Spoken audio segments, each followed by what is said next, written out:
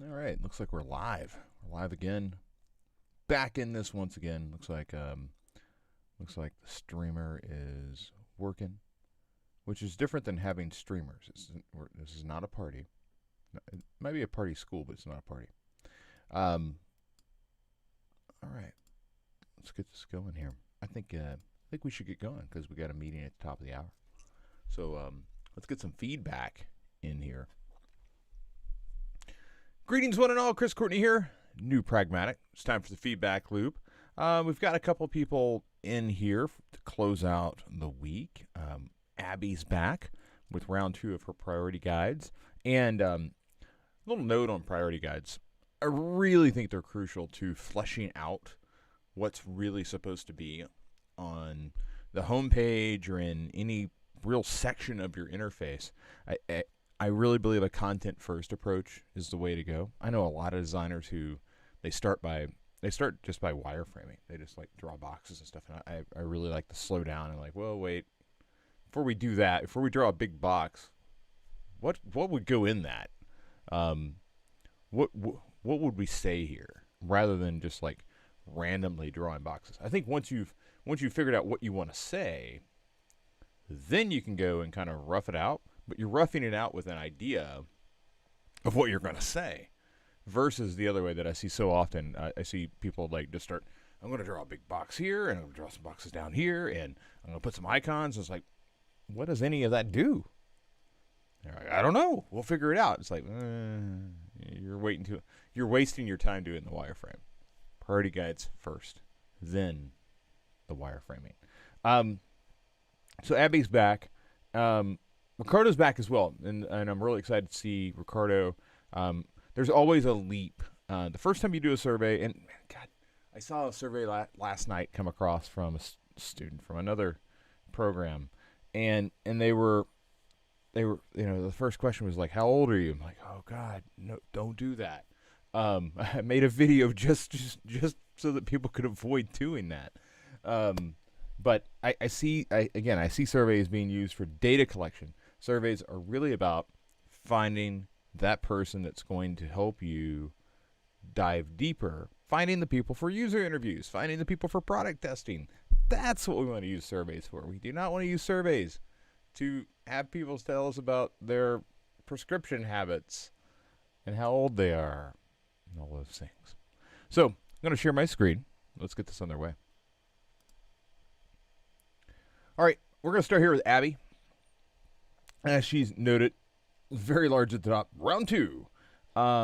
So Abby has this, so it's main focus, and you can kind of like close your eyes and see what this is going to be like. And again, if you haven't gone through this exercise, there's a example over here. It kind of breaks it down in reverse order. Like, so this was the final. This over here is where it started. So you can kind of see how this page came together. For Abby, she's going to start with her main focus. She's talking about how it will help, what the primary features are, and then reiterating the target. Okay, so this is a formula that we're just applying. Are there other formulas? Sure, yeah, absolutely. You can put this together in other ways, but I like to pick one and see if we can hit that target. Main focus. So the main focus here is to get started, get them sign up, get them to begin with the program. Why should they do it? Well, it's going to help you stay organized. What are the features? Well, it's a toolkit of things. Who's it for? Teachers and students. Okay, so there's 2 different primary groups that use it. And then reminding them that they should start today to get the most out of it. All right, so then we get into like the text, and as you can tell, like there's more text here than there was before. Let's go back to round 1. Like round one iteration 3 yesterday looked a lot more like round two iteration 2 today. So it's like there's far more fidelity, particularly down here in this area for the tools. Like you can really tell the difference here, where previously if I put that on a page and began working with it, this wouldn't be enough to really push the idea forward. Now I've really got some meat here, and I can start asking some questions that just weren't possible yesterday. So get started. No more tracking down files and assignments on multiple platforms. We got it all here for you. Okay, that's fine. Join today to get your profile set before classes start. Okay, here is a tweak I would suggest. Unless you are going to actively be going through and updating that homepage based on time, I would switch this away from a calendar stamp. And what that calendar stamp means is the before classes start, because if it's after classes have started, that may actually dissuade me from using this. It's like, oh, classes have already started. I guess I can't use this now. So join today to get your profile set up and get the most out of your classes. It says the same thing. It just doesn't require you do it before classes start. So that's just one of the things that I would say, because I've seen so many sites launch with one of these like time-based hooks, and they're great prior to that time, but the moment that moment passes, it's old, and it looks like the site hasn't been updated in forever. So keep that in mind, because we don't always go back and update these home pages. We update the tool a lot more often than we update that home page. Stay organized. Used by teachers, parents, and students to keep track of assignments, all under one program to keep everything organized and successful learning. So, yeah, okay. So you're just saying you should get started. Why should I get started? Because we're going to help you stay organized. How do you do that? Well, teachers, you get attendance, gradebook, class organization, teaching resources, and you've giving us a little bit of information about each of those. And then for students, it's all about assignments, class materials, gradebook, and class archives. So it's, a lot of the similar things are similar. Like, each of these has a gradebook. This one has attendance. This one has assignments, class materials. So I guess the only place it really directly overlaps is the gradebook. Teacher's going to input the grades, student's going to look at the grades, but everywhere else it's like they're slightly different.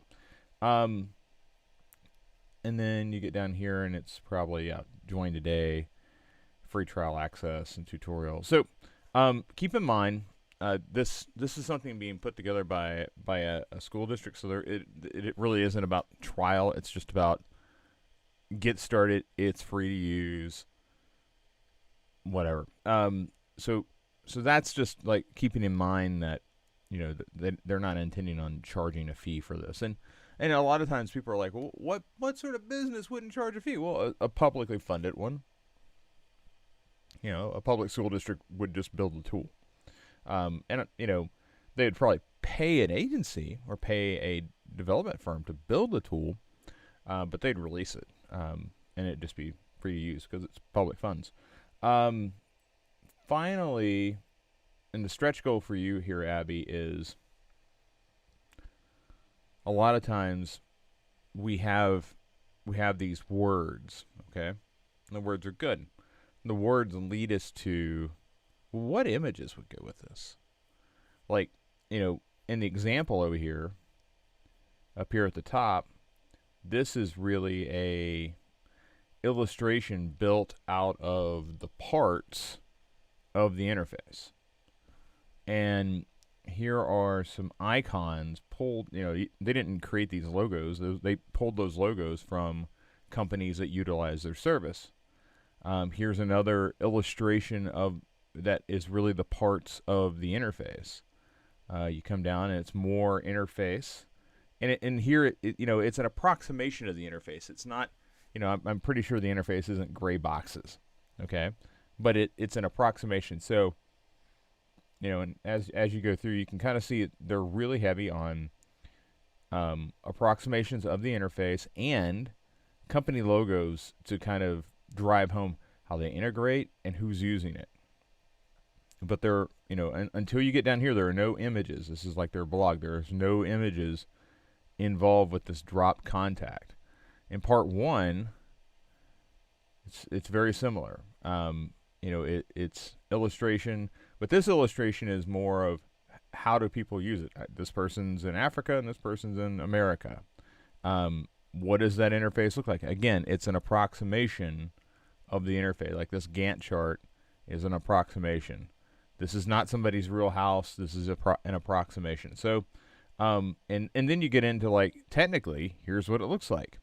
So what I would encourage you to do for a final pass is think about, well, what images would accompany each portion of this. Would you use an aspirational photo? Would you use an illustration? Would you use a screenshot of the interface itself? These are the things that begin to accompany the information that you come up with. And I think now you can begin having those discussions, and you're really having a discussion with the information on the screen. You can begin having those discussions because you've taken the time to flesh out what's actually here. When it says overview and benefits, it's like, but what would I show with that? Would you show anything with that? Everything here doesn't require imagery to go with it, but as you can, if you use this as a guide, and you use this as a guide, it's pretty easy to tell that most sites have imagery of some sort go with the content. So what would you pair with this information? So I'm looking for guidance from each of these, and a lot of times I use plugins. So I'll go over here to plugins, and let's go to Blush, for instance. Blush is a this is just a series of creative illustrations. I'm going to look here for teacher, and this, I could go right here, and here's an education. So there's lots of different education icons that you could use, and I could just, let's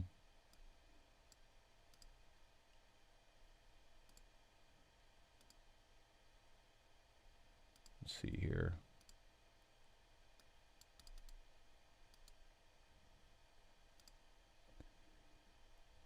Why won't that one? Oh, it's, never mind. It was behind the screen. I was like, why isn't that coming up?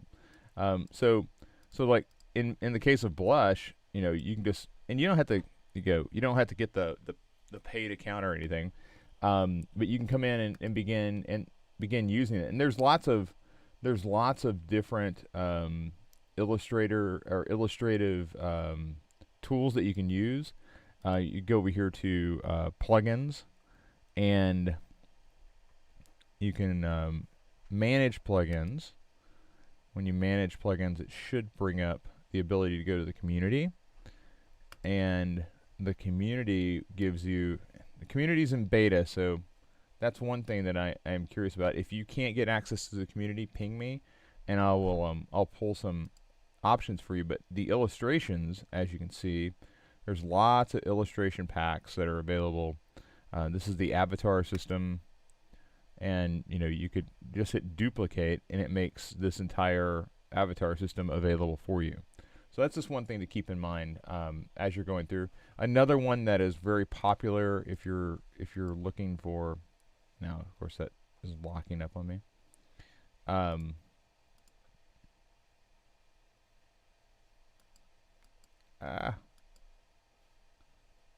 Figma locked up there.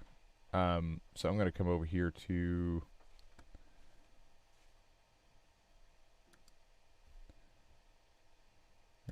this community. I'll come in here and I'll type in Unsplash. So Unsplash, if you go into plugins, Unsplash gives you access to all the Unsplash images right inside of Figma. and you could install that one as well. And with Unsplash, if I decided to use that plugin, how do I spell Unsplash? Oh, it's just down here. So Unsplash is updating. If I say school, and for whatever reason I decide I want to use that, it will place it on the screen, and now you have that image. You can size it down and put it where where do you think you want to use that at? Okay, but I'm looking for the next cut. Like, okay, so what images go with this stuff? Okay, delete those away, and I want to take a second over here with Ricardo. So Ricardo has updated his survey to include, it looks like, both conditional logic and multiple paths. So, like, this is a really fast update, Ricardo. I really like it. Let's take a look at this. So teacher. So have I been impacted by the pandemic? How have you? It's really, that's an interesting wording. How have you been impacted by the pandemic? Teacher, student, parent. My education has not been impacted. So I think the wording here should be something more like, what have you been impacted by the pandemic? If so, what role has your education experience been impacted by the pandemic? If so, what type of role do you play in the education system? Teacher, student, parent, guardian. My education has not been impacted. So, like, it needs to be expanded so that there's a link between these and that, because how have you been impacted by the pandemic? Teacher. That's not an answer. So you've got the roles. We just need to adjust the question. So next, but I know what you're trying to get at. Are you teacher? Are you currently teaching remotely? Yes. Next. What's your biggest concern about teaching with remote learning or teaching? Can we contact? Okay, so you've shortened it quite a bit. You could ask more if you wanted to. You could also give, I think, what is your biggest concern? I also would consider giving them some options here, like, 3 options of things that are big concerns, and then an other, so that, like, what if you haven't covered what their biggest concern might be, they can input something specific. I would also ask about advantages, like, because it can't all be bad. Like, is there any upside here? Can we contact you with follow-up questions? If yes, please provide an email. Thanks. I would also, like, have a yes no. When they hit yes, it takes them to, hey, thanks for agreeing for a follow-up. Let's please enter your email. Or if they say no, then you just give them a thanks. So thanks for participating. You send them to the end of the survey. Let's go back, though. Let's see what teacher is. Next, have you participated in remote learning? No. Next. No. Okay.